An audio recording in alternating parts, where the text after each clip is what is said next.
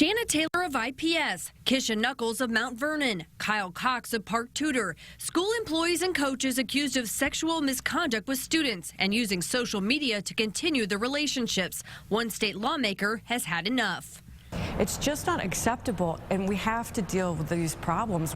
Representative Christina Hale is working on legislation that would address how schools handle social media interactions with students and also how to teach students how to recognize when a line is being crossed. Our laws just aren't adequate enough, sophisticated enough to deal with these problems. So the legislation I'll be proposing is going to give schools better tools so that they can approach social media and technology policy from a position of best practice, but also ensuring that when we're teaching our students, our kids, about sexual education, about consent, that they know exactly what to do. Hale says school districts focus too much on abstinence. What we're also not doing, and we must step up our game, is giving children the tools to recognize when somebody's being inappropriate, to recognize when they're being groomed, because people are very clever. When they want access to our children for all the wrong reasons, they know how to go about doing that.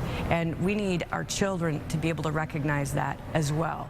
As for IPS's Shalon Dabney and Layla Hester, they have not been arrested. Instead, they have a summons to appear in court on May 17th. They face up to 180 days behind bars for not immediately reporting allegations of abuse and neglect.